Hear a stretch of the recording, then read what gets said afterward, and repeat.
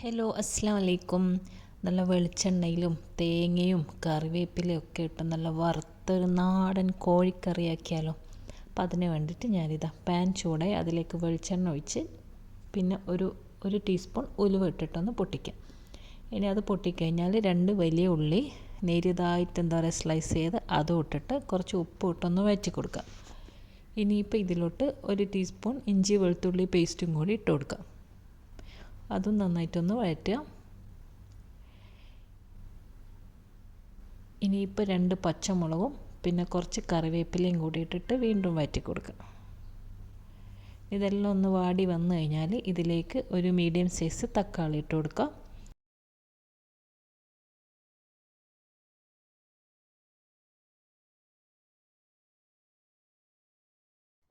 ഇനിയിപ്പോൾ ഇതാ തക്കാളി ഒന്ന് കുക്കായിട്ട് വരുമ്പോൾ നമ്മൾ ക്ലീൻ ചെയ്ത് വെച്ചിട്ടുള്ള ചിക്കനും അതിലാവശ്യത്തിനുള്ള ഉപ്പ് ഇട്ട് കൊടുക്കുക.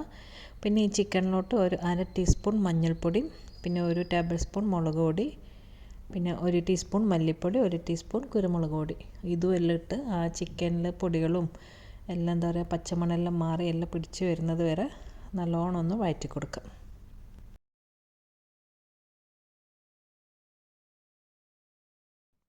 ഇനിയിപ്പോൾ ഇതിലേക്ക് വെള്ളമൊന്നും ഒഴിക്കുന്നില്ല. ഞാനിപ്പോൾ ഇത് ഒരു 2 സ്പൂൺ ഉണ്ടല്ലോ, ഇതിൽ 2 സ്പൂണ് വെള്ളം മാത്രമേ ഒഴിക്കുന്നുള്ളൂ.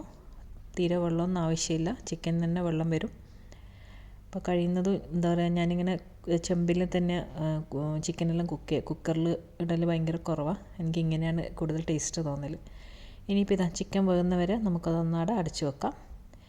ഇനി അത് വേകുന്ന സമയം കൊണ്ട് നമുക്ക് കുറച്ച് തേങ്ങ അരക്കാനുണ്ട്. അതിലിതാ മിക്സിൻ്റെ ചെറിയ ജാറിലോട്ട് ഞാനൊരു 3.5 ടേബിൾ സ്പൂൺ തേങ്ങ എടുത്തിട്ടുണ്ട്. ഇനി ഇതിലേക്ക് ഒരു 1/2 ടീസ്പൂൺ പെരുംജീരകം ഉണ്ടല്ലോ, ഫെന്നൽ സീഡ്, അതിട്ട് കൊടുക്കാം. പിന്നെ 1 ഏലക്കായി പിന്നെ ഒരു 1/4 ടീസ്പൂൺ ക്യൂമിൻ സീഡ്, ചെറിയ ജീരകം, അത് 1/4 ടീസ്പൂണിനും താഴെ മതി, അത്രയും കുറച്ച് മതി ഒരു പേരിന്. പിന്നെ ഒരു പിടി കറിവേപ്പില, 2 പച്ചമുളക്, ഇതും കൂടി ഇട്ടിട്ട് വെള്ളമൊന്നും ചേർക്കണമെന്നില്ല, നല്ലോണം ഒന്ന് മഷി പോലെ അരച്ചെടുക്കുക. ഇതാ നമ്മളെ ചിക്കനെല്ലാം നന്നായിട്ട് വെന്തിട്ടുണ്ട്. എല്ലാം നല്ലോണം ഒന്ന് ഇളക്കി എല്ലാം നോക്കുക, ഉപ്പെല്ലാം ഉണ്ടോ, എല്ലാം കറക്റ്റാണോ. ഇനിയിപ്പോൾ ഇതിലേക്ക് നമ്മൾ അരച്ച് വെച്ചിട്ടുള്ള തേങ്ങ ഒഴിച്ച് കൊടുക്കുക.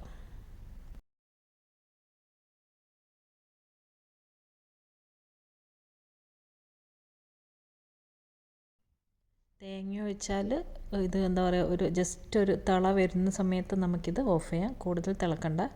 ഇനി നിങ്ങൾക്ക് വേണമെങ്കിൽ ഇതിൽ നിങ്ങൾക്ക് കാച്ചി ഒഴിക്കാം കേട്ടോ. കുറച്ച് വെളിച്ചെണ്ണയിൽ ചുവന്നുള്ളിയും കറിവേപ്പിലയും ഇടാം. ഞാനിപ്പോൾ കാച്ചി ഒഴിക്കുന്നൊന്നുമില്ല, കുറച്ച് കറിവേപ്പില മാത്രം ലാസ്റ്റ് ഇട്ടിട്ട് എല്ലാം ഒന്ന് ഇളക്കി മിക്സ് ചെയ്ത് ഫ്ലെയിം ഓഫാക്കി കുറച്ച് നേരം അതവിടെ അടച്ചു വെക്കാം.